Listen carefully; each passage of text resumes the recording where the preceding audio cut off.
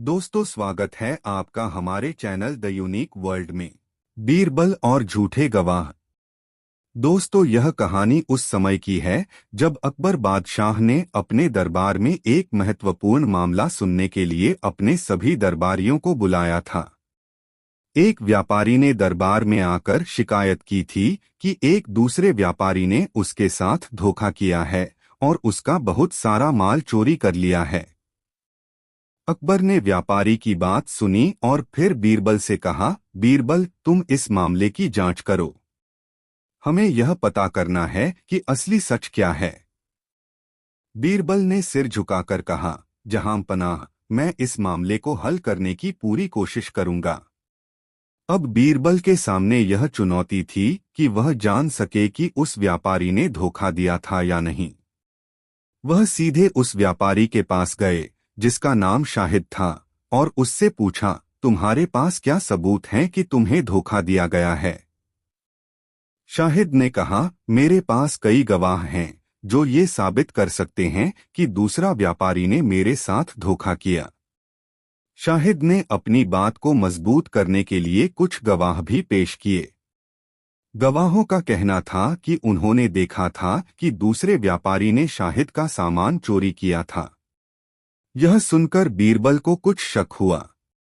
गवाहों की बातें बहुत सरल और घिसी-पिटी लग रही थीं। बीरबल ने सोचा कि ऐसा कुछ जरूर है जो सही नहीं है। बीरबल ने अकबर से कहा, जहां पनाह, मुझे लगता है कि कुछ गड़बड़ है। मुझे इन गवाहों के बारे में और जानकारी चाहिए। अकबर ने बीरबल को आदेश दिया कि वह इस मामले को ठीक से सुलझाएं। बीरबल ने सभी गवाहों को दरबार में बुलवाया। अब बीरबल ने गवाहों से सवाल करना शुरू किया। तुम सभी ने यह कैसे देखा कि उस व्यापारी ने शाहिद का सामान चुराया? गवाहों ने एक दूसरे से मिलकर जवाब दिया, हमने यह देखा था क्योंकि हम पास ही खड़े थे और सब कुछ साफ साफ देख रहे थे। बीरबल ने तुरंत गवाहों के चेहरे पर ध्यान दिया और फिर धीरे से कहा, तुमने जो बातें कही हैं उन पर यकीन करना मुश्किल हो रहा है। क्या तुम यह बता सकते हो कि उस दिन हवा किस दिशा में बह रही थी? गवाह चुप हो गए क्योंकि वे इस सवाल का जवाब नहीं दे पाए। बीरबल ने फिर गवाहों से पूछा, क्या तुम यह बता सकते हो कि उस दिन सूरज कहां से निकल रहा था? गवाहों ने फिर से चुप्पी साध ली क्योंकि वे इस सवाल का भी जवाब नहीं दे पाए। बीरबल ने अब अकबर से कहा, जहां पनाह, इन गवाहों के जवाबों से साबित होता है कि वे झूठ बोल रहे हैं। कोई भी सच्चा गवाह इतना बड़ा झूठ नहीं बोल सकता। अकबर ने गवाहों से फिर से पूछा, तुम सब झूठ क्यों बोल रहे हो? गवाहों ने धीरे से स्वीकार किया कि वे शाहिद के मित्र थे और उन्हें पैसे की लालच में आकर झूठ बोलने के लिए मजबूर किया गया था। अकबर ने गवाहों को सजा देने का आदेश दिया, लेकिन बीरबल ने हस्तक्षेप किया और कहा, जहां पनाह, इन गवाहों को सजा देने से पहले हमें यह समझना चाहिए कि लालच उन्हें कहां से आया। इन गवाहों को समाज में ठीक से गुमराह किया गया है। अकबर ने बीरबल की सलाह मानी और गवाहों को सिर्फ चेतावनी दी कि वे भविष्य में कभी झूठ न बोलें। शाहिद को भी धोखाधड़ी का दोषी ठहराया गया और उसकी सजा दी गई। सीख है, कभी कभी सच्चाई बाहर निकलने में वक्त लेती है, लेकिन यदि हम सही तरीके से जांच करें और चतुराई से काम लें तो हम किसी भी धोखाधड़ी को उजागर कर सकते हैं। अकबर और बीरबल की यह कहानी हमें यह सिखाती है कि केवल बाहरी प्रमाणों से काम नहीं चलता। हमें हर पहलू की सही तरीके से जांच करनी चाहिए और समझदारी से फैसले लेने चाहिए। दोस्तों, एक बार की बात है, अकबर बादशाह ने अपने दरबार में एक बड़ा आयोजन किया। दरबार में हर बार कुछ नया और रोचक होता था और अकबर ने ठान लिया था कि इस बार कुछ अलग किया जाएगा। उन्होंने अपने मंत्री बीरबल से कहा, बीरबल, मुझे एक ऐसे तर्क का जवाब चाहिए जो मुझे बहुत दिनों से परेशान कर रहा है। बीरबल ने उत्सुकता से पूछा, जहां पनाह, वह तर्क क्या है? अकबर ने एक गहरी सांस ली और बोले, मेरे पास एक सोने की तुला है और मैं हमेशा सोचता हूं कि सोने की तुला का सही वजन कैसे नाप सकता हूं। क्या तुम मुझे इसका कोई समाधान दे सकते हो? बीरबल मुस्कुराए और बोले, जहांपनाह, मुझे तो ये मामला थोड़ा दिलचस्प लगता है। आप मुझे इसका हल दे दें, मैं यह काम जरूर कर दूंगा। अकबर ने यह चुनौती बीरबल को सौंप दी और बीरबल ने अपनी चालाकी से काम लेना शुरू किया। अगले दिन बीरबल दरबार में आए और अकबर से कहा, जहांपनाह, मुझे आपके सोने की तुला की जरूरत है। अकबर ने तुरंत आदेश दिया और अपनी सोने की तुला बीरबल को दे दी। बीरबल ने कुछ समय तक तौलने का कार्य किया और फिर उसने अकबर से कहा, जहांपनाह, मैं समझ गया हूं कि सोने की तुला का सही वजन कैसे मापा जा सकता है। अकबर बहुत उत्सुक हो गए और पूछा, बीरबल, मुझे बताइए, क्या है वो तरीका? बीरबल ने एक छोटे से लकड़ी के टुकड़े को लिया और उसे तुला पर रखा। फिर उसने एक अन्य समान आकार के पत्थर को लिया और तुला पर रख दिया।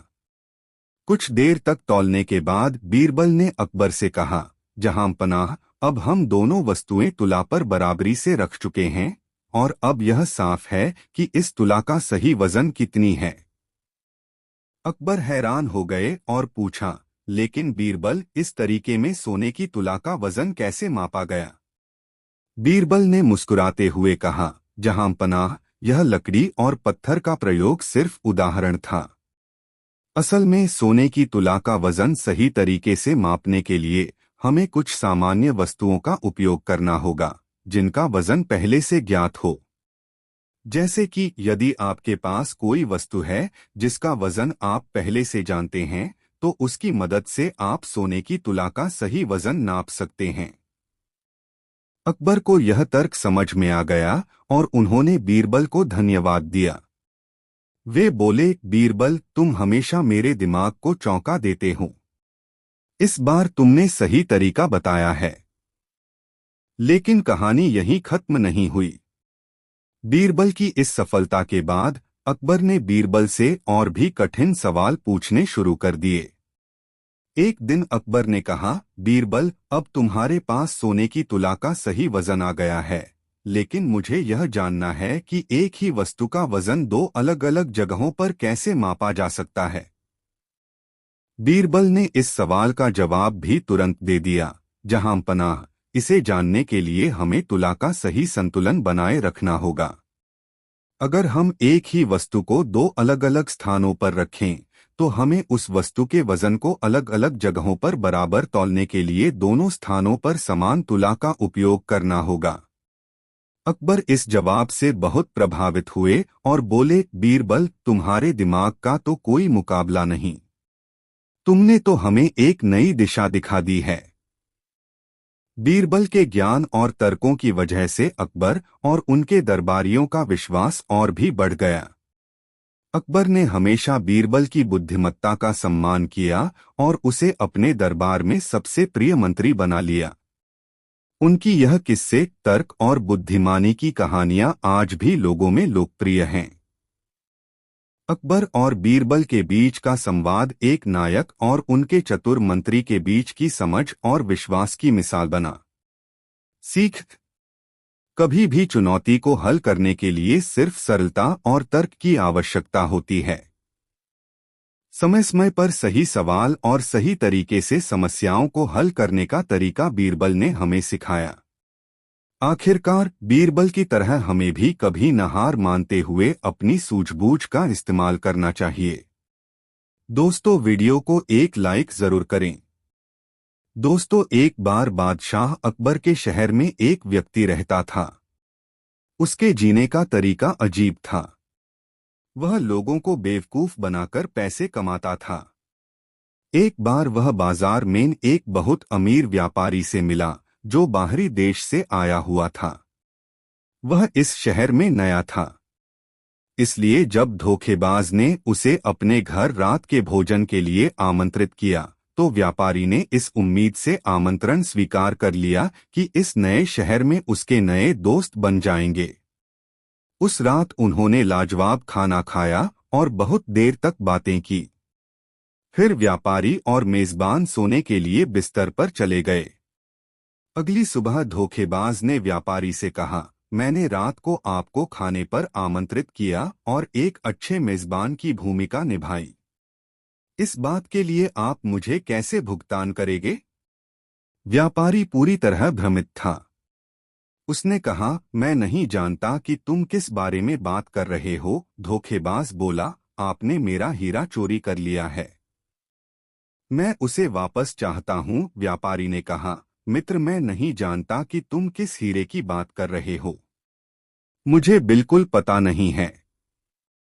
उन दोनों में लड़ाई शुरू हो गई। आखिरकार वे दोनों इसके समाधान के लिए अदालत में जाने को तैयार हो गए। बादशाह अकबर दोनों की कहानी सुनकर हैरान हो गए। उन्होंने बीरबल को यह मामला सुलझाने को कहा। धोखेबाज ने कहा, महाराज, मेरे पास गवाह है जिसने व्यापारी को हीरा चोरी करते हुए देखा है। बीरबल ने कहा, अपने गवाहों को बुलाओ, मैं इस बारे में उनसे कुछ पूछना चाहूंगा। एक नाई और दर्जी धोखेबाज के गवाह थे। बीरबल ने दोनों को अलग अलग कमरों में बैठा दिया। फिर उन्होंने मिट्टी का ढेर देकर हीरे के आकार के रूप में करने को कहा। नाई ने अपने जीवन में कभी हीरा नहीं देखा था। उसके पिता ने उसे बताया था कि नाई का हीरा उसका उस तरह होता है। इसलिए उसने मिट्टी को उस तरह की तरह आकार दे दिया। दर्जी की मां ने भी कहा था कि दर्जी का हीरा उसकी सुई होती है, इसलिए उसने मिट्टी को सुई की तरह आकार दे दिया। जब बीरबल ने देखा कि दोनों गवाहों ने क्या बनाया है तो वह बोला, जहांपना, इन दोनों में से किसी ने भी हीरा नहीं देखा है। तो कैसे इन दोनों ने व्यापारी को हीरा चोरी करते हुए देखा है? यह कहानी झूठी है। व्यापारी निर्दोष है। यह साबित होता है कि धोखेबाज ने नाई और दर्जी को झूठे गवाह बनने के लिए रिश्वत दी है। व्यापारी खुशी से वापस अपने घर चला गया, जबकि धोखेबाज को कैदखान में डाला दिया गया। दोस्तों, वीडियो को एक लाइक जरूर करें। बीरबल और 3 गुड़िया। दोस्तों, एक बार एक कलाकार 3 सुंदर गुड़ियों को लेकर बादशाह अकबर के दरबार में आया। ये गुड़िया बिल्कुल एक समान थी। उनमें इतनी समानता थी कि उनके बीच अंतर करना बहुत मुश्किल था। अकबर को गुड़िया बहुत प्यारी लगी। उसने कहा, ये गुड़िया मुझे बेच दो और मैं तुम्हें इनकी अच्छी कीमत दूंगा। कलाकार ने कहा, जहांपना, ये गुड़िया बेचने के लिए नहीं है। बेशक मैं आपको ये उपहार के रूप में दे दूंगा यदि आपको दरबार में कोई यह बता दे कि तीनों में से अच्छी कौन सी है। यह एक अजीब पहेली थी। अकबर ने गुड़ियों को उठाया और करीब से देखा, किंतु तीनों गुड़ियों में इतनी समानता थी कि अकबर यह नहीं कह सका कि कौन सी अच्छी है। तब उसके प्रत्येक मंत्री ने इस पहेली को सुलझाने की कोशिश की, परंतु वे असफल रहे। अकबर ने बीरबल को बुलाकर कहा, प्रिय बीरबल, तुम क्यों नहीं कोशिश करते? मुझे विश्वास है कि तुम इस पहेली को हल कर लोगे। बीरबल अकबर की ओर सम्मान से झुका और गुड़ियों के पास गया। उसने प्रत्येक गुड़िया को हाथ में उठाया और बड़ी बारीकी से उनको देखा। हर कोई आश्चर्यचकित था। उसने एक गुड़िया के कान में फेंक मारी। हवा उसके दूसरे कान से बाहर आ गई। फिर उसने दूसरी गुड़िया को कान में फूंक मारी, किंतु इस बार हवा उसके मुंह से निकली। जब बीरबल ने तीसरी गुड़िया के कान में फूंक मारी तो हवा कहीं से भी बाहर नहीं निकली। बीरबल ने कहा, जहांपना, यह तीसरी गुड़िया ही इन तीनों में सबसे अच्छी है। अकबर हैरान हो गया। उसने कहा, तुमने यह कैसे जान लिया? बीरबल ने कहा, मेरे मालिक, यह तीनों गुड़िया 3 व्यक्तियों की तरह है। जब मैंने पहली गुड़िया के कान में फूंक मारी तो यह दूसरे कान से बाहर आ गई। ऐसे ही जब हम एक रहस्य किसी दूसरे व्यक्ति को बताते हैं तो वह अगले ही पल उसे उसे भूल जाता है। जब मैंने दूसरी गुड़िया के कान में फूंक मारी तो वह उसके मुंह से बाहर निकल गई। ऐसे ही कुछ व्यक्ति जो कुछ सुनते हैं उसे शीघ्र ही दूसरे व्यक्ति को बता देते हैं। ऐसे व्यक्ति कभी रहस्य को छुपाकर नहीं रख सकते। किंतु जब तीसरी गुड़िया के कान में फूंक मारी तो हवा कहीं से भी बाहर नहीं आई। इस तरह के व्यक्ति अच्छे होते हैं जो रहस्य को छुपकर रखते हैं। आप इन्हें कोई भी रहस्य की बात बता सकते हैं। कलाकार ने कहा, मैंने अभी तक केवल बीरबल के बारे में सुना था, किंतु आज मैंने इसे देख भी लिया। जहां पनाह, ये गुड़िया आपकी है। अकबर ने कहा, उसे बीरबल पर बहुत गर्व है। दोस्तों, वीडियो को एक लाइक जरूर करें। दुष्ट काजी अकबर बीरबल की सबसे ज्यादा नई मजेदार कहानी। दोस्तों, फातिमा बीबी नाम की एक विधवा महिला ने अपने बाकी दिन गुजारने के विचार से मक्का मदीना जाने का निर्णय लिया। उसकी कोई संतान नहीं थी। हज पर जाने से पहले फातिमा बीबी ने अपने सारे गहने बेचकर सोने की मोहरें ले लीं। अपने खर्च के लिए कुछ मोहरें बाहर रखकर बाकी 800 मोहरें एक थैली में बंद कर उसके मुंह पर लाख की मोहर लगा दी। फिर वह अपने घर के ही पास में रहने वाले काजी के घर उस थैली को लेकर पहुंच गई। वह काजी अपनी ईमानदारी और रहमदिली के लिए ही मशहूर था। फातिमा बीबी को अपने घर पर देखकर काजी बहुत खुश हुआ और उनसे पूछा, कहिए मैं आपकी क्या सेवा कर सकता हूँ। फातिमा बीबी बोली, काजी साहब, आप जैसा ईमानदार, शरीफ और सत्यवादी इस पूरे शहर में कोई नहीं है। मैं चाहती हूँ कि मेरी यह थैली आप रख लें ताकि मैं निश्चित होकर हज करने के लिए मक्का मदीना जा सकूं। इस थैली में 800 स्वर्ण मोहरें हैं। अल्लाह के करम से यदि मैं सही सलामत वापस आ गई तो मैं आपसे आकर इनको ले लूंगी, और यदि मैं अल्लाह को प्यारी हो गई तो इस थैली के मालिक आप होंगे। फिर आपका जो मन करे इनका कर लेना। फातिमा बीबी के इतना कहने पर काजी बोला, बीबी साहिबा, आपका जो मन करे मेरे यहाँ निश्चित होकर रख सकती हैं। आपके लौटने तक मैं आपकी अमानत जान पर खेलकर भी सुरक्षित रखूंगा। आप आराम से हज करने के लिए जाइए। काजी ने फातिमा बीबी को दिलासा देते हुए कहा तो वह मन ही मन काफी प्रसन्न हो गईं। फातिमा बीबी भी कोई साधारण महिला नहीं थीं। थैली की प्रत्येक मोहर पर उसने एक छोटा सा निशान बना दिया था जो बहुत ध्यान से देखने पर ही नजर आ सकता था। फातिमा बीबी को जब मक्का मदीना गए 5 वर्ष हो गए तो काजी को यही लगा कि वह अब लौटकर नहीं आने वाली। वह निश्चित रूप से ही अल्लाह को प्यारी हो गई होगी। ऐसा सोचते ही काजी के मन में पाप जाग गया। उसकी नीयत खराब हो गई। उसने मन ही मन यह फैसला कर लिया कि वह 800 मोहरें अब किसी को भी नहीं देगा। फातिमा बीबी अगर आ भी गईं तो उनको भी नहीं। एक रोज फातिमा बीबी अचानक ही मक्का मदीना से लौट आईं और वह सीधे काजी के पास अपनी थैली मांगने के लिए चली गईं। काजी ने उन्हें थैली इसे वापस दे दिया। घर पहुंचकर फातिमा बीबी ने थैली का मुंह खोला तो आश्चर्य से उनकी आंखें फटी की फटी रह गईं। थैली में सोने की मोहरों की जगह उतनी ही संख्या में पैसे और रांगे के टुकड़े थे। फातिमा बीबी का चेहरा बुझ गया। वह खुली थैली को लेकर काजी के घर पहुंची और कहा, इसमें तो सोने की मोहरें नहीं हैं। काजी तेवर बदलते हुए बोला, एक तो नेकी करो ऊपर से बदनामी भी। देखो बीबी साहिबा, मैंने तो केवल थैली रखी थी, उसमें सोने की मोहरें हैं या रांगे की यह तो मैंने देखा भी नहीं था। तुम जैसी थैली दे गई थीं, वैसी ही मैंने रख ली थी। जैसी मोहर लगी थैली तुमने दी थी, वैसी ही मोहर लगी थैली मैंने लौटाई भी है। देखिए, आप मुझे बदनाम न करें। काजी की बातें सुनकर फातिमा बीबी को चक्कर से आ गए।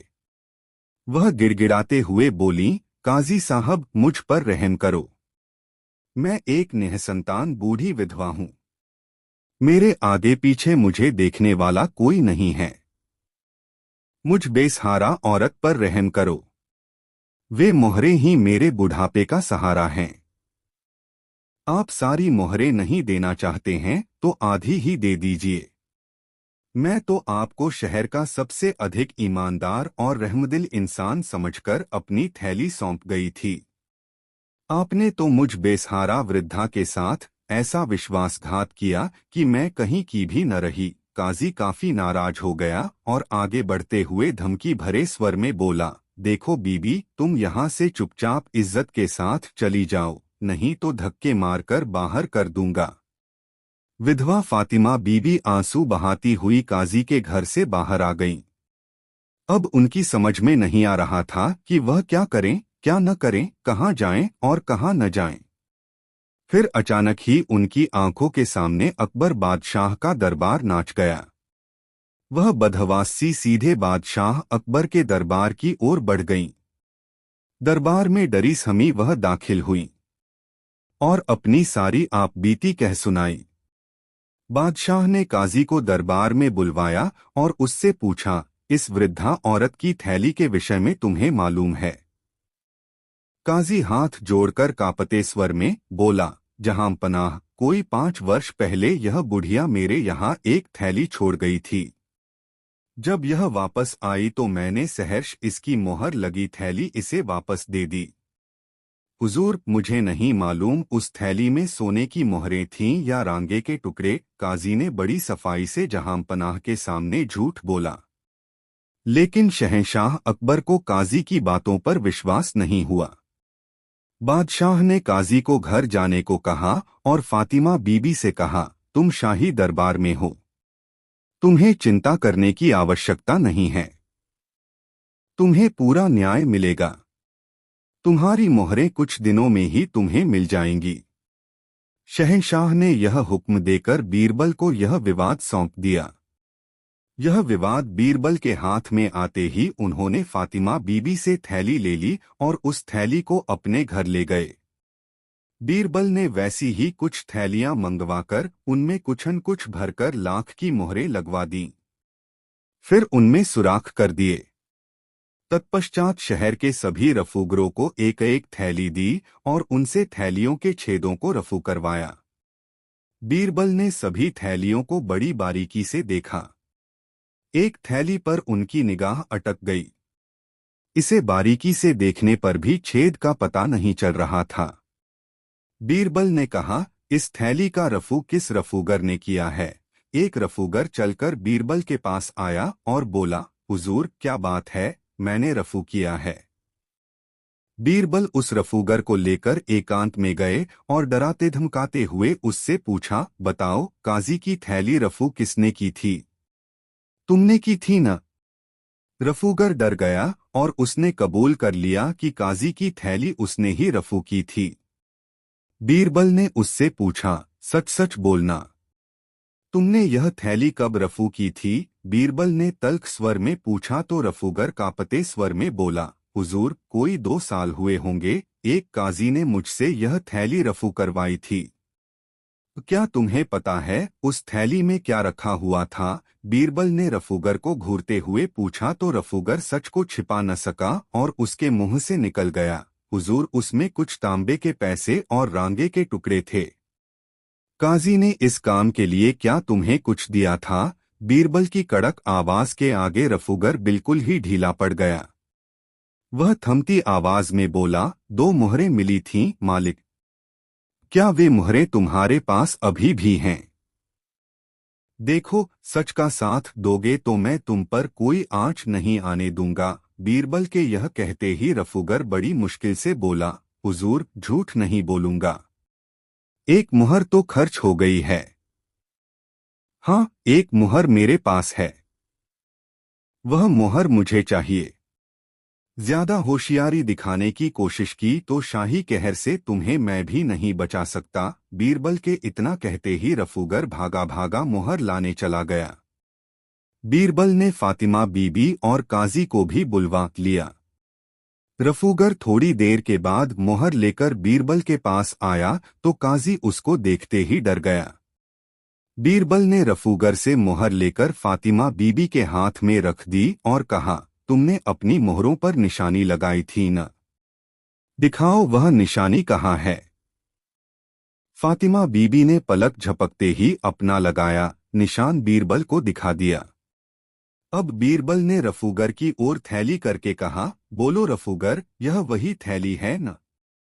हाँ हुजूर, यह वही थैली है, रफूगर रुक रुक कर बोला। हाँ तो?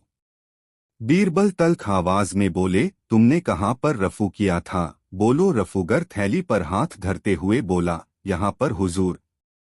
मेरा काम साफ नजर आता है। काजी के तो पसीने छूटने लगे। उसके पास ऐसा कोई जवाब ही नहीं था कि वह अपने बचाव में कुछ कह सके। बीरबल गरज कर बोले, इस काजी को जंजीरों में बांधकर जेल में डाल दिया जाए। इसके बाद काजी के घर की तलाशी ली गई और फातिमा बीबी की मोहरें उसके घर से बरामद हुईं। फातिमा बीबी ने अपना निशान सभी मोहरों पर दिखा दिया। बीरबल ने उन सारी मोहरों को उसे दे दिया। रफूगर को इनाम देकर जाने दिया गया।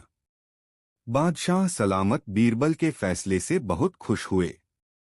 दोस्तों वीडियो कैसा लगा कमेंट में जरूर बताएं। दोस्तों एक धनवान कंजूस व्यक्ति की तारीफ में एक कवि कविता लिखकर उससे मिला और कवि ने अपनी कविता बड़ी शान से पढ़कर उसे सुनाई। वह कंजूस समझ गया कि यह कवि उससे कुछ लेने के लिए ही यहाँ आया है। प्रशंसा में कविता पढ़ना तो एक बहाना है। कंजूस ने सोचा कि क्यों न मैं भी इसे अपनी बातों से खुश करके यहाँ से जाने पर मजबूर कर दूं। यह सोचते हुए वह कंजूस बोला, बहुत खूब कवि महोदय, आपने मेरी तारीफ में बहुत अच्छी कविता लिखी है। कल आप आइए, मैं आपकी मुराद अवश्य पूरी करूंगा। कवि वापस चला गया। कंजूस बहुत ही खुश हुआ कि चलो बला टली। कुछ देना न पड़ा और बात भी बन गई। दूसरे दिन कवि कुछ धन पाने के लालच में कंजूस से मिलने आया। कवि पर नजर पड़ते ही कंजूस बोला, तुम कौन हो भाई? किससे मिलना है? यह कहकर कंजूस ने ऐसा नाटक किया जैसे उसने कवि को कभी देखा ही न हो।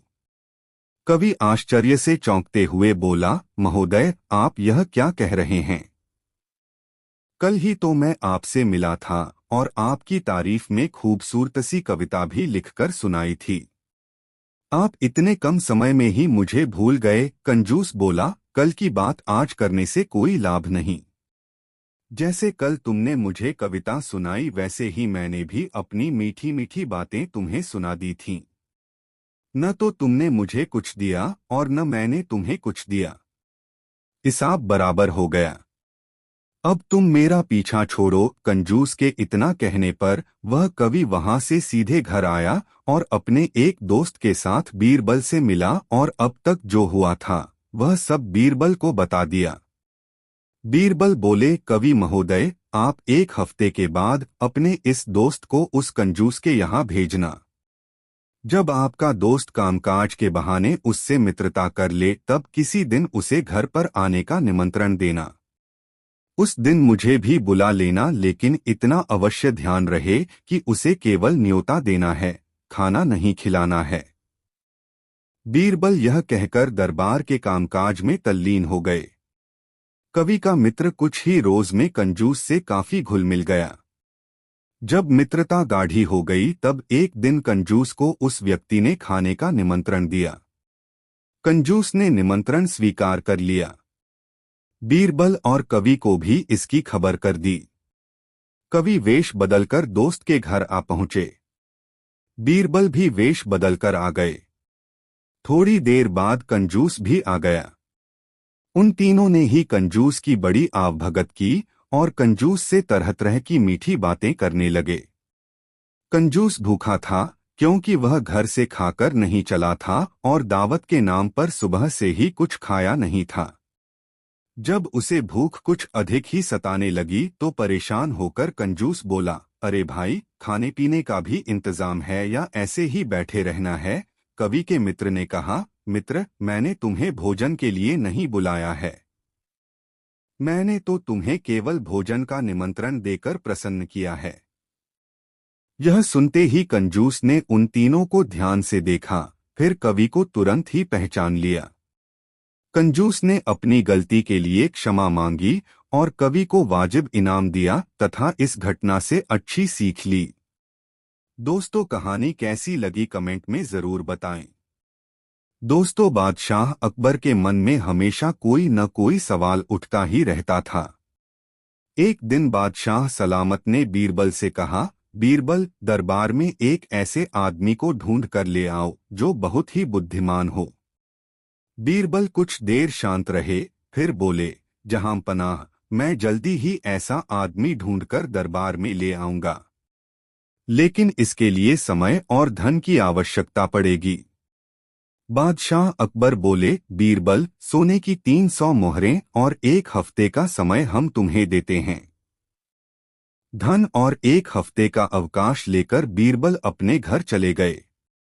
सारा धन उन्होंने दीन दुखियों में बांट दिया।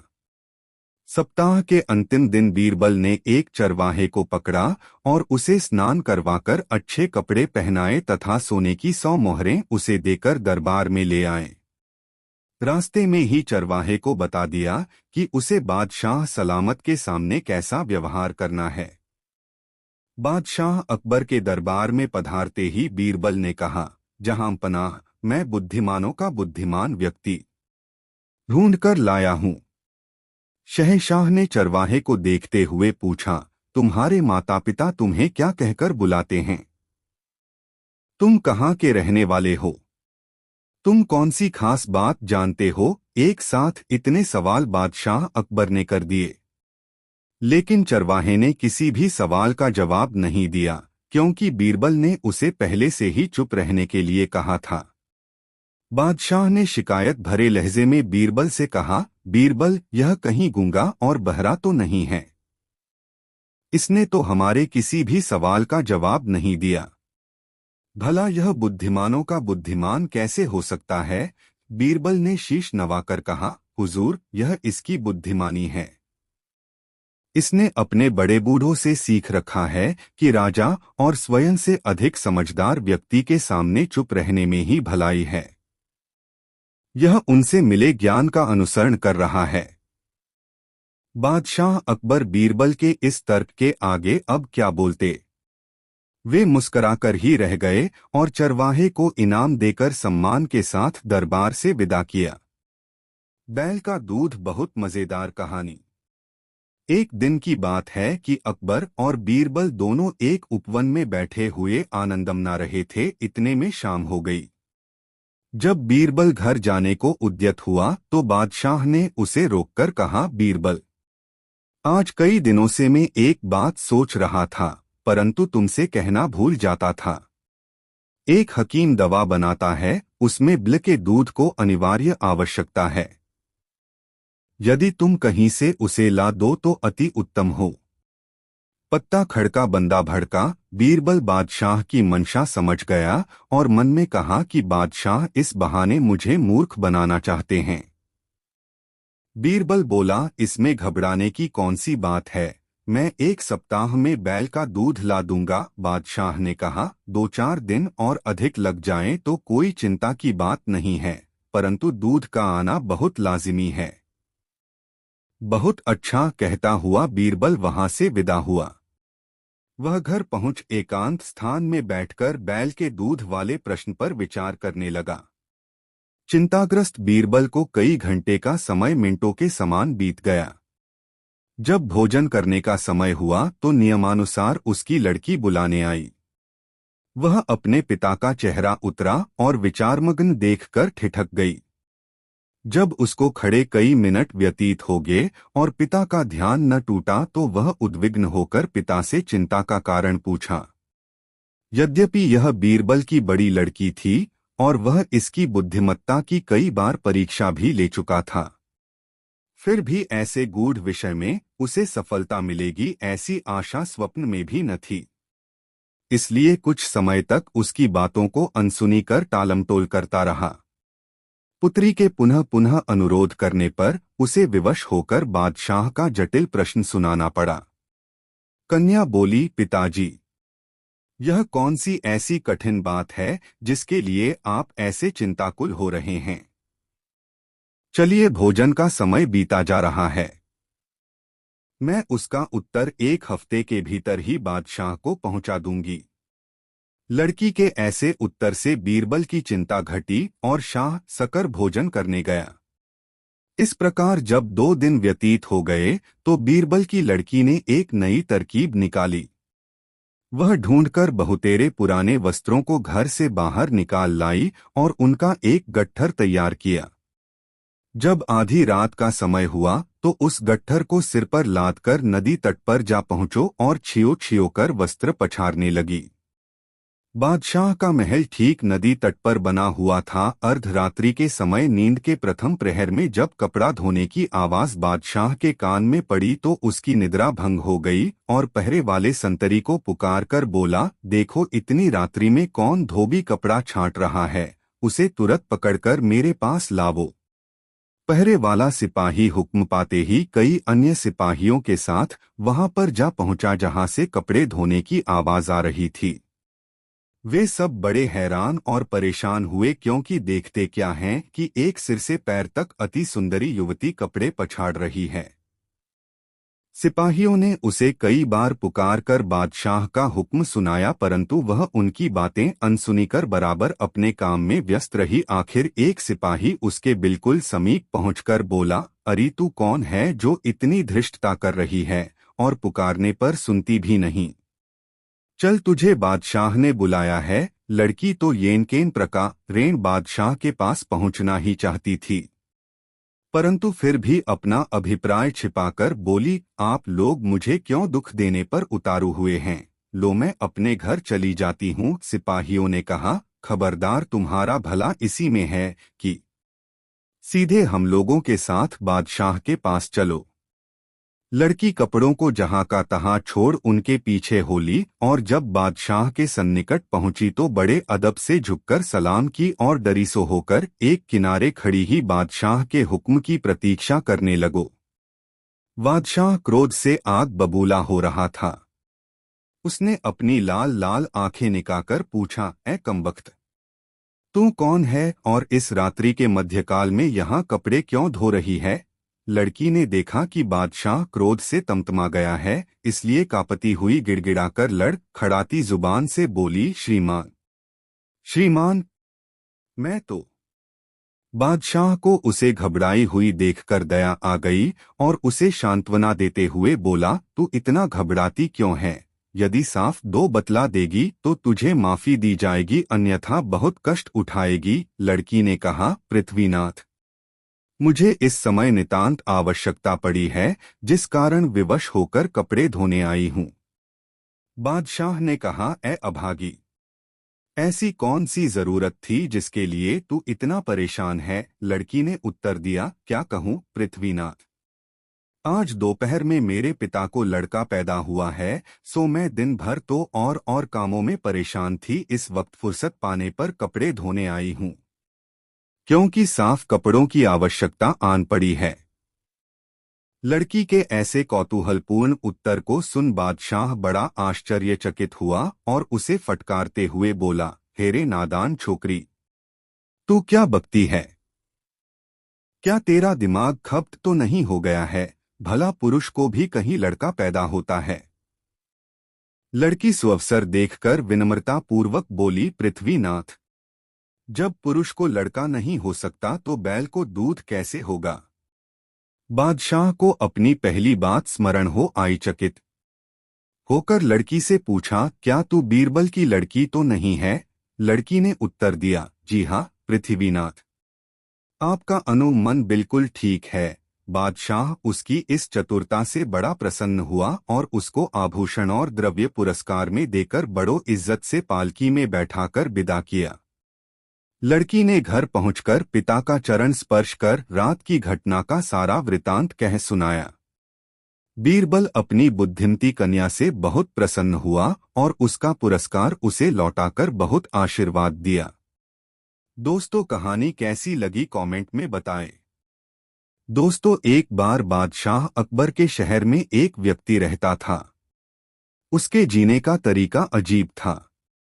वह लोगों को बेवकूफ बनाकर पैसे कमाता था। एक बार वह बाजार में एक बहुत अमीर व्यापारी से मिला जो बाहरी देश से आया हुआ था। वह इस शहर में नया था, इसलिए जब धोखेबाज ने उसे अपने घर रात के भोजन के लिए आमंत्रित किया तो व्यापारी ने इस उम्मीद से आमंत्रण स्वीकार कर लिया कि इस नए शहर में उसके नए दोस्त बन जाएंगे। उस रात उन्होंने लाजवाब खाना खाया और बहुत देर तक बातें की। फिर व्यापारी और मेजबान सोने के लिए बिस्तर पर चले गए। अगली सुबह धोखेबाज ने व्यापारी से कहा, मैंने रात को आपको खाने पर आमंत्रित किया और एक अच्छे मेजबान की भूमिका निभाई। इस बात के लिए आप मुझे कैसे भुगतान करेंगे? व्यापारी पूरी तरह भ्रमित था। उसने कहा, मैं नहीं जानता कि तुम किस बारे में बात कर रहे हो। धोखेबाज बोला, आपने मेरा हीरा चोरी कर लिया है। मैं उसे वापस चाहता हूँ। व्यापारी ने कहा, मित्र मैं नहीं जानता कि तुम किस हीरे की बात कर रहे हो। मुझे बिल्कुल पता नहीं है। उन दोनों में लड़ाई शुरू हो गई। आखिरकार वे दोनों इसके समाधान के लिए अदालत में जाने को तैयार हो गए। बादशाह अकबर दोनों की कहानी सुनकर हैरान हो गए। उन्होंने बीरबल को यह मामला सुलझाने को कहा। धोखेबाज ने कहा, महाराज, मेरे पास गवाह है जिसने व्यापारी को हीरा चोरी करते हुए देखा है। बीरबल ने कहा, अपने गवाहों को बुलाओ, मैं इस बारे में उनसे कुछ पूछना चाहूंगा। एक नाई और दर्जी धोखेबाज के गवाह थे। बीरबल ने दोनों को अलग अलग कमरों में बैठा दिया। फिर उन्होंने मिट्टी का ढेर देकर हीरे के आकार के रूप में करने को कहा। नाई ने अपने जीवन में कभी हीरा नहीं देखा था। उसके पिता ने उसे बताया था कि नाई का हीरा उसका उस्तरा होता है, इसलिए उसने मिट्टी को उस्तरों की तरह आकार दे दिया। दर्जी की मां ने भी कहा था कि दर्जी का हीरा उसकी सुई होती है, इसलिए उसने मिट्टी को सुई की तरह आकार दे दिया। जब बीरबल ने देखा कि दोनों गवाहों ने क्या बनाया है तो वह बोला, जहांपना, इन दोनों में से किसी ने भी हीरा नहीं देखा है, तो कैसे इन दोनों ने व्यापारी को हीरा चोरी करते हुए देखा है? यह कहानी झूठी है। व्यापारी निर्दोष है। यह साबित होता है कि धोखेबाज ने नाई और दर्जी को झूठे गवाह बनने के लिए रिश्वत दी है। व्यापारी खुशी से वापस अपने घर चला गया, जबकि धोखेबाज को कैदखान में डाला दिया गया। दोस्तों एक बार पड़ोसी राज्य से एक बहुत प्रसिद्ध विद्वान बादशाह अकबर के दरबार में घूमने को आया। वह अकबर के सामने आकर अभिवादन के लिए झुका और कहा, जहांपना, मैंने बीरबल की बुद्धि के बारे में बहुत सुना है। दूरदराज क्षेत्रों के लोग अक्सर इनकी बुद्धि की बहुत प्रशंसा करते हैं। महाराज, अगर आपकी आज्ञा हो तो मैं इसकी प्रतिभा की परीक्षा लेना चाहता हूँ। अकबर ने बीरबल को बुलाया और उसका विद्वान व्यक्ति से परिचय करवाया। विद्वान ने कहा, मुझे बताओ कि तुम्हारे राज्य में कितने कौवे रहते हैं? बीरबल ने आराम से प्रश्न सुना और कहा, मेरे दोस्त, मैं निश्चित रूप में कल आपको जवाब दे दूंगा। दरबार में हर कोई बीरबल और उस विद्वान के बीच हुई बातचीत से हैरान था। बादशाह अकबर ने बीरबल को अलग बुलाया और कहा, यह आदमी मुझे पागल नजर आता है। इस शहर में कितने कौवे रहते हैं, यह गिनती करना किसी भी व्यक्ति के लिए कैसे संभव है? तुम्हें सही जवाब जानने के लिए कुछ दिन ले लेने चाहिए थे। तुम एक दिन में उन सभी की गिनती करने में सक्षम नहीं हो। बीरबल मुस्कराया और बोला, जहांपना, यह आदमी मुझसे चतुराई करने की कोशिश कर रहा है, किंतु आप चिंता नहीं करें, इसे इसकी ही दवाई का स्वाद मिलेगा। अगले दिन बीरबल दरबार में पहुंचा। विद्वान पहले से ही वहां बैठा हुआ था। विहान ने कहा, क्या तुम्हें जवाब मिल गया? बीरबल ने कहा, बेशक, इस शहर में निश्चित ही 47,835 कौवे रहते हैं। विद्वान यह जवाब सुनकर बहुत हैरान था। वह बोला, आप इतने यकीन से कैसे कहा सकते हैं? बीरबल अकबर की ओर झुका और बोला, जहांपना, मैंने इस शहर में रहने वाले सभी कावों की गिनती कर ली है। विद्वान बोला, अगर इससे ज्यादा हुए तो? बीरबल बोला, वे दूसरे राज्यों से आए हुए होंगे। विद्वान फिर बोला, अगर इससे कम हुए तो? बीरबल बोला, वे दूसरे राज्यों में चले गए होंगे। यदि किसी को भी मेरे जवाब में संदेह है तो वह अपनी संतुष्टि के लिए गिनती कर सकता है। अकबर जोर से हंसा। विद्वान ने जब बीरबल का जवाब सुना तो उसे अपने आप पर बेहद शर्म आई। वह उसी दिन उस शहर से इस निश्चय के साथ चला गया कि अब से वह किसी को भी चुनौती नहीं देगा। दोस्तों, कहानी कैसी लगी कमेंट में जरूर बताएं। दोस्तों, अकबर की इच्छा हुई कि कोई ऐसा ग्रंथ लिखा जाए जिससे उसका नाम अमर हो जाए। जब उसने महाभारत सुना था तो इच्छा हुई कि महाभारत को तरह ही अकबर भारत लिखा जाना चाहिए। उन्होंने अपनी इच्छा बीरबल के सामने प्रकट कर दी। बीरबल ने कहा, आप क्या नहीं कर सकते? इस पर बादशाह ने आदेश दिया, ठीक है, लिख दो। इसमें बहुत खर्च आएगा, बीरबल ने बताया। वो खजाने से ले सकते हो, बादशाह ने स्वीकार किया। बीरबल ने खजाने से धन लिया और उसे पुण्य कार्यों में खर्च कर दिया। उन्होंने अकबर भारत लिखने के लिए 6 मास का समय ले लिया। 6 मास के बाद बीरबल एक ग्रंथ की पांडुलिपि लेकर पहुंचे जो वास्तवकार कागजों का पुलिंदा था और ऊपर नीचे लकड़ी के पट्टे लगाकर रश्मि कपड़े में बांध दिया गया था, जैसे पाक कुरान हो। बादशाह का सामने रखकर बीरबल बोला, अभी कसर है और मैं चाहता हूं आप इसे छप जाने पर ही पढ़कर देखें। ठीक है, तभी देख लेंगे। पूरा करो और छपवाओ। हुजूर, पूरा तब हाँ सकता है जब बेगम साहिबा भी कुछ बता, क्योंकि महाभारत में स्त्री पात्र भी हैं। जा कुछ पूछना है बेगम से पूछ लो, बादशाह ने स्वीकृति दे दा। बीरबल उस पुलिंदे को लेकर बेगम के पास पहुंच गए और बेगम सवाल, बादशाह सलामत एक ऐसा ग्रंथ लिखवा रहे हैं जो महाभारत सरीखा हो। महाभारत में द्रौपदी भी होती है जिसके 5 पति होते हैं। आप भी अपने 5 पतियों के नाम बता दीजिए। एक तो बादशाह हैं ही, अन्य 4 को मैं नहीं जानता, बता देंगी तो लिख दूंगा, अन्यथा ग्रंथ अधूरा रहेगा। बीरबल, यह क्या बदतमीजी है? ऐसे ग्रंथ को मैं आग लगा दूंगी। क्रोध में आकर बेगम ने उसी वक्त वह पुलिंदा छीना और बांदी से आग में जलवा दिया।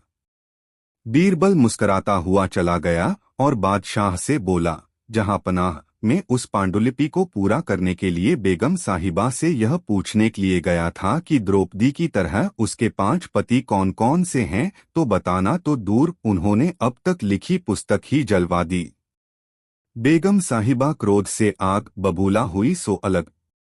वे पतिव्रता हैं, उनके पति सिर्फ आप हैं। जब वह 5 पतियों की बेगम बनेंगी, गृहयुद्ध कराएंगी तब। बस बीरबल, रहने दो। हमें ऐसी पुस्तक नहीं छपवानी है। हमने अपना इरादा बदल दिया है। और सचमुच बादशाह की सनक खत्म हो गई थी। सबसे उजली चीज। दोस्तों, एक बार बादशाह अकबर ने प्रश्न किया, सबसे उजली चीज कौन सी है? एक ने बताया, सबसे उजली चीज है रुई। दूसरे ने उत्तर दिया, सबसे उजला दूध होता है। तीसरा बोला, खड़िया और चूना।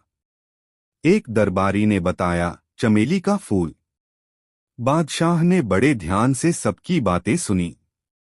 अपने हिसाब से बादशाह ने रुई और दूध को अधिक सफेद और उजला पाया। बीरबल शांत बैठे थे। वे किसी के बीच में नहीं बोले। जब कोई उनसे पूछता था वे तभी बोलते थे। बादशाह ने बीरबल से भी यही प्रश्न किया। तुम अपनी राय प्रकट करो बीरबल। मेरे विचार से सबसे उजली चीज है दिन। कभी भी, बीरबल ने कहा। सिद्ध करो। एक रोज बीरबल ने उस कमरे में दूध का बर्तन रखवा दिया जहां बादशाह का पलंग था। वहां रुई भी रखवा दी, चूना भी डलवा दिया। लेकर गए। बीरबल ने उनकी परेशानी सुनी और उन्हें आश्वासन दिया। उन्होंने बादशाह से मिलकर रुई का आयात खुलवा दिया। रुई चोरों को पकड़ने का दायित्व अपने ऊपर ले लिया। बीरबल जानते थे कि रुई चोर वे व्यापारी हैं जो कि जुलाहों को रुई सप्लाई करते हैं। उन्हीं बिचौलियों के कारण कमी पड़ती है। वे ही रुई अधिक दामों में बेचते हैं। बीरबल ने उन व्यापारियों को इकट्ठा किया और कहना शुरू किया, आप लोग ही रुई के व्यापारी हैं। आप ही के माध्यम से रुई देश में आती है। रुई की मात्रा खूब बढ़ाकर देख ली गई है, फिर भी कमी पड़ी और जितनी रुई मंगवाई गई वह काटने वालों तक नहीं पहुंची। काटने वाले जुलाहों तक उतना सूत न भेज सके। अभाव पैदा करने वाले आप ही लोग हैं। आप लोगों में ही कोई चोर है और मैं जानता हूं कि कौन है। ऐसे व्यक्ति की पगड़ी स्वयं ही बता देगी कि रुई चोर कौन। उन लोगों के बीच मारवाड़ी सेठ रुई की जमाखोरी, मुनाफाखोरी और ब्लैक करता था। उसका हाथ तुरंत पगड़ी पर चला गया कि कहीं उसकी पगड़ी पर रुई तो नहीं लगी है जिसे बीरबल ने देख लिया हो। बस फिर क्या था, चोर पकड़ा गया। उसी के गोदाम से रुई की गांठें बरामद की गईं। इसके बाद रुई की चोरी राज्य में नहीं हुई। बीरबल की सूझबूझ से रुई चोर पकड़ा गया। राज्य में फिर से कपड़े का उत्पादन होने लगा। बादशाह के लिए फूल। अकबर बीरबल कहानी। अकबर बीरबल कहानी। दोस्तों, बादशाह अकबर और उनके दरबारी शाही बाग में टहल रहे थे। कितना सुंदर है। शाही कवि बादशाह का ध्यान एक झाड़ी पर लगे फूल की तरफ दिलाते हुए बोले, मनुष्य कभी भी इतनी सुंदर वस्तु नहीं बना सकता। मनुष्य कई बार इससे भी सुंदर वस्तु बना सकता है। बीरबल बोले, मैं विश्वास नहीं करता। बादशाह बोले, तुम बिल्कुल गलत कह रहे हो बीरबल। कुछ दिन बाद बीरबल आगरा के एक कलाकार को अकबर के सामने लाया। उस व्यक्ति ने बादशाह को संगमरमर से बने हुए फूलों का गुच्छा भेंट किया। बादशाह ने उसे 1000 स्वर्ण मुद्राएं इनाम में दीं। तभी एक छोटा बालक आया और बादशाह को गुलाब के फूलों का गुच्छा दिया। बादशाह ने उसका धन्यवाद किया और एक चांदी का सिक्का दिया। तो तराशी गई वस्तु असली वस्तु से अधिक सुंदर थी। बीरबल बोले और बादशाह ने महसूस किया कि वे फिर से एक दरबारी की चापलूसी में आ गए। शिक्षा, कला के काम की कीमत नहीं होती है। कोई भी कलाकृति असली वस्तु से सुंदर हो सकती है क्योंकि इससे वास्तविकता जीवित रहती है। इसलिए कलाकार की कला की प्रशंसा करनी चाहिए। हम बाग बगीचे तो बना सकते हैं लेकिन एक कलाकार नहीं। दोस्तों, कहानी कैसी लगी कमेंट में जरूर बताएं।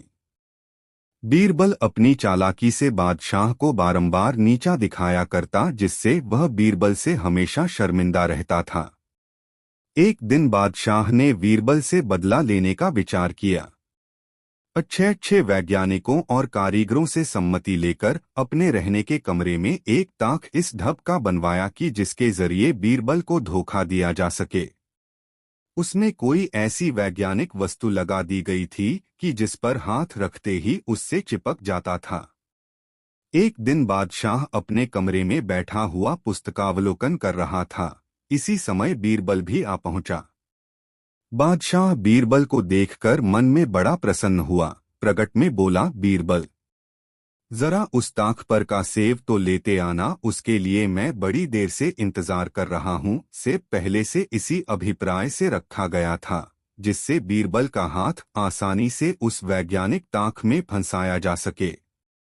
संदेह हो जाने पर बीरबल हाथ में आने वाला असामी नहीं था। आज्ञा पालन कर बीरबल सेव लेने के अभिप्राय से ताक पर अपना हाथ बढ़ाया। सेव पर पहुंचने से पहले ही उसका दाहिना हाथ उस ताक से चिपक गया। तब बीरबल ने अपना दूसरा हाथ पहले हाथ को छुड़ाने के अभिप्राय से लगाया। वह भी उसी में फंस गया। बीरबल बहुत घबराया और मारे लज्जा के उसका सिर नीचा हो गया।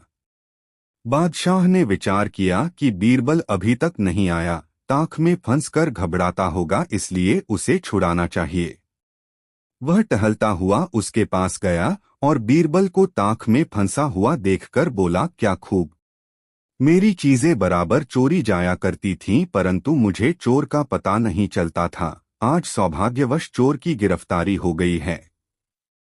जाओ बीरबल, तुम्हारा यह पहला कसूर समझकर माफी देता हूं, लेकिन फिर कभी ऐसा काम न करना। बीरबल इस घटना से बड़ा लज्जित हुआ और उसके मुख से कोई जवाब न निकला। तब बादशाह ने अपने राजगीरों को आशा देकर उसका हाथ छुड़वा दिया। अब बीरबल को छिपाने के लिए बादशाह को सच्चा मशाला मिल गया। वह बार बार उसका याद दिलाकर बीरबल को नीचा दिखाता और बेचारा बीरबल चुप रह जाता। एक दिन बीरबल ज्यों ही दरबार में आया त्यों ही बादशाह ने उससे छेड़खानी की। क्यों बीरबल, वह ताक का सेव कहाँ है? बीरबल फिर भी कुछ उत्तर न दिया। बादशाह को इसमें बड़ा आनंद आता और वह नित्य किसी न किसी समय ताक वाला सेब कहकर बीरबल को लजवाता। बेचारा बीरबल चुप रह जाता। जब उसके नाकोदम आ गया तो बादशाह के छिपाने की तरकीब सोचने लगा। एक दिन बीरबल ने तीर्थ यात्रा का बहाना कर बादशाह से 2 मास की छुट्टी ली। उसकी छुट्टी मंजूर हो गई। बीरबल घर पहुंचकर एक नया ढोंग रचकर अपना वेश परिवर्तन कर साधु का स्वरूप धारण किया। इस प्रकार खूब बंठन कर थोड़ी रात गए घर से बाहर निकला और रातों रात उस जंगल में जा पहुंचा जहां बादशाह शिकार खेलने जाया करता था। एक सघन झाड़ी के अंदर आराम से पड़ रहा। दैवात संध्याकाल में बादशाह भी शिकार खेलने गया। एक हिरन चौकड़ी भरता हुआ उसके आगे आया। बादशाह ने अपना घोड़ा हिरन के पीछे डाल दिया। वह इतनी तेजी से भागा कि उसके सब साथी पिछड़ गए। अंत में हिरन एक घने जंगल में पहुंचकर आंख से ओझल हो गया। कोई आगे पीछे नहीं दिख पड़ता था। बादशाह बहुत घबराया क्योंकि उसे जंगल से बाहर निकलने का कोई रास्ता नहीं मालूम था। दैवात बादशाह को जोर से टट्टी लगी। वह घोड़े को एक पेड़ से बांधकर घनी झाड़ियों की तरफ गया और पाखाने फिरने लगा। एक भयानक भेषधारी राक्षस रूप, काला भुषुंड, बाल बढ़ाए, बड़े बड़े दांत आगे को निकाले विहंगम डीडौल का दिखलाई पड़ा। वह डांकता कूदता तथा उछलता हुआ दहाड़ने लगा। थोड़ी देर बाद वह बादशाह के समीप आ पहुंचा और अपनी तेज आंखों से घूर कर बोला, तू बड़ा प्रजापीड़न करता है, अतएव आकर मेरा भक्ष बन। उसका इतना कहना था कि बादशाह एकदम भयकातर हो गया और कांपता हुआ उस देव से बोला, हे देव, मैं आपके सामने प्रतिज्ञा करता हूं कि आज से फिर प्रजा को कभी न सताऊंगा।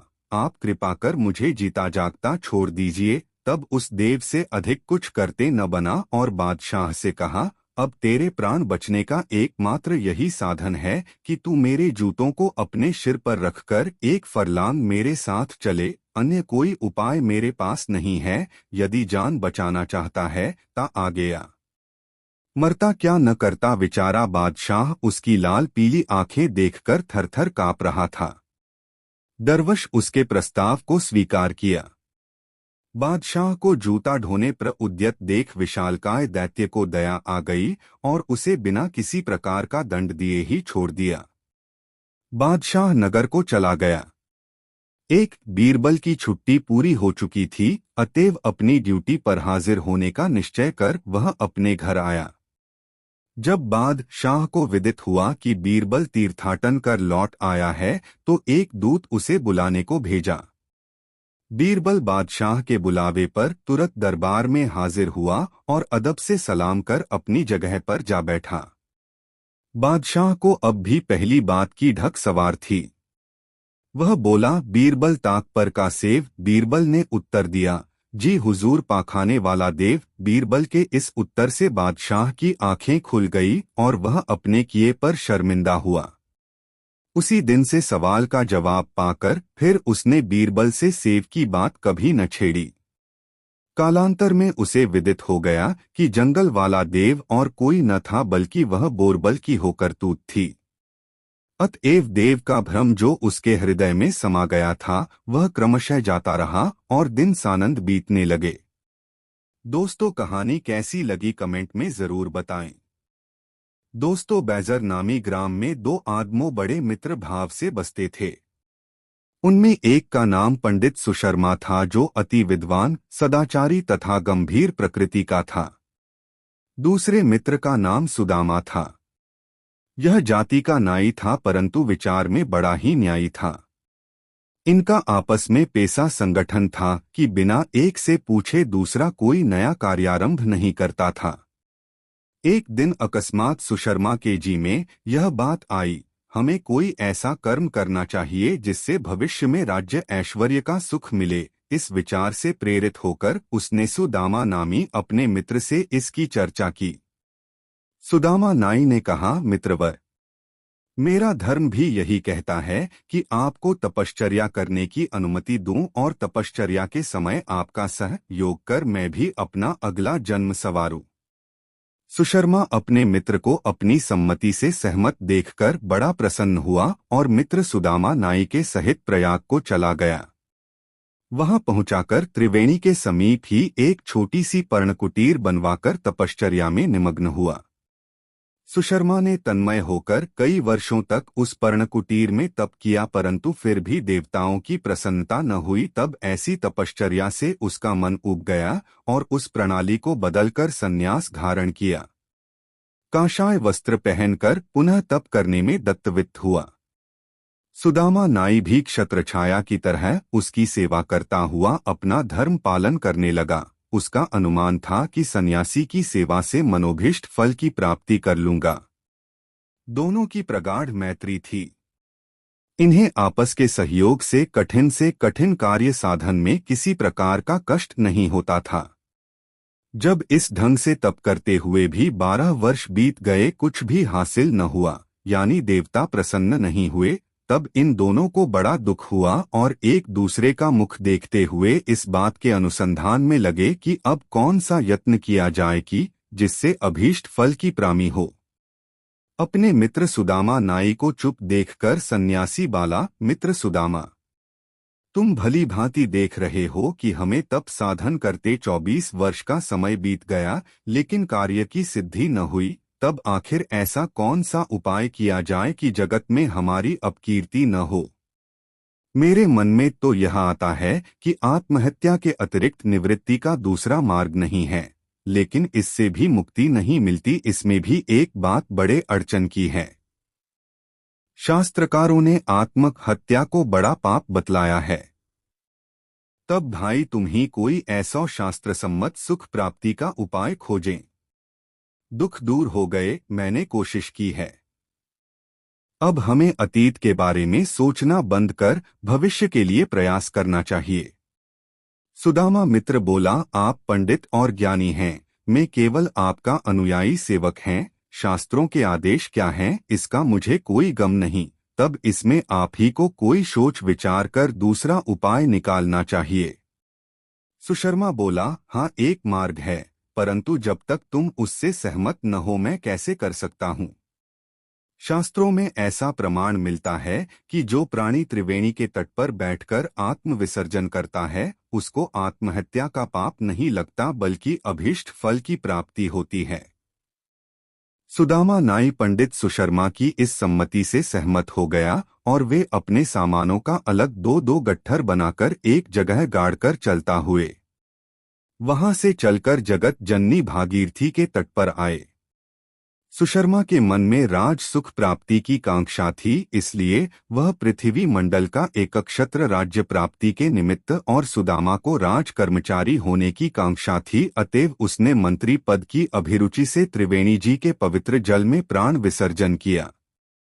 वे मरती समय ध्यानमग्न हो ईश्वर से प्रार्थना कर बोले, भगवन, इसी जन्म के समान पुनर्जन्म में भी हमारा साथ इसी प्रकार बना रहे और इस समय की सब बातें हमें स्मरण रहें।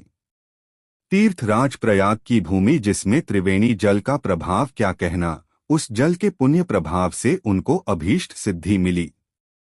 अगले जन्म में सुशर्मा हिमायू बादशाह के घर जन्म लेकर अकबर के नाम से विख्यात हुआ और सुदामा नाई का जन्म उसी नगर के एक कुलीन ब्राह्मण के घर हुआ। इसके पिता के पुकारने का नाम स्वप्ननाथ था।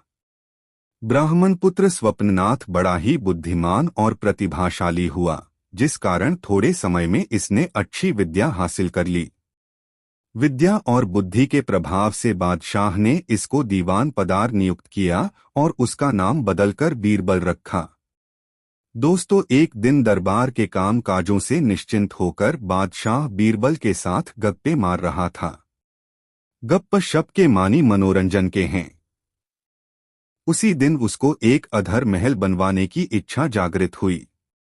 इस अभिप्राय से प्रेरित होकर बोला, बीरबल, क्या तुम मेरे लिए एक अधर महल बनवा सकते हो? बनवा देना तुम्हारा काम है और रुपया खर्चना मेरा। बीरबल ने सोच विचार कर उत्तर दिया, पृथ्वी नाथ, थोड़ा ठहर कर महल बनवाने का कार्यारंभ करूंगा। इस कार्य के लिए कुछ मुख्य सामानों के संग्रह में समय की आवश्यकता है। बादशाह इस पर राजो हो गया। फिर बीरबल ने एक दूसरी बात छेड़कर बादशाह का मन दूसरे कामों में उलझा दिया। सायंकाल अवकाश पाकर घर लौट गया। दूसरे दिन बहेलियों को रुपए देकर जंगल से तोतों को पकड़ लाने की आज्ञा दी। हुक्म की देर थी, बहेलिये उसी दिन सैकड़ों तोते पकड़ू लाए। बीरबल ने कुछ तोतों को चुनकर खरीद लिया और उनके पढ़ाने का भार अपनी बुद्धिमती कन्या को सौंप आप दरबार का आवश्यक कार्य करने लगा। लड़की ने बुद्धिमानी से पिता के आदेशानुसार तोतों को पढ़ाकर पक्का कर दिया। जब बीरबल ने उनकी परीक्षा ली तो वे उसके मर्जी के माफिक निकले। फिर क्या था, बीरबल तोतों को लिए हुए दरबार में हाजिर हुआ। उनको दीवान खाने में बंद कर आप बादशाह के पास गया। तोते पिंजड़ों से बाहर निकालकर छोड़ दिए गए थे। सब तरफ से किवाड़ बंद था। तोते भीतर ही भीतर अपनी शिक्षा के अनुसार अलग अलग राग अलाप रहे थे। बादशाह को सलाम कर बीरबल बोला, पृथ्वीनाथ, आपकी मर्जी के मुवाफिक अधर महल में काम लगवा दिया है। इस समय उसमें बहुतेरे पेशराज और मिस्त्री काम कर रहे हैं। आप चलकर मुआयना कर लें। बादशाह महल देखने की इच्छा से बीरबल के साथ हो लिया। जब चीरबल दीवान खाने के पास पहुंचा तो उसका किवाड़ खोलवा दिया। तोते बाहर निकलकर आकाश में उड़ते हुए बोलने लगे, ईटा लाओ, चूना लावो, किवाड़ लाओ, चौखट तैयार करो, दीवार चुनो। इस प्रकार आकाश में तोतों ने खूब शोरगुल मचाया। तब बादशाह ने बीरबल से पूछा, क्यों बीरबल, ये तोते क्या कह रहे हैं? बीरबल अदब के साथ उत्तर दिया, हुजूर, आपका अधर महल तैयार हो रहा है। उसमें पेशराज और बढ़ी लोग लगे हुए हैं।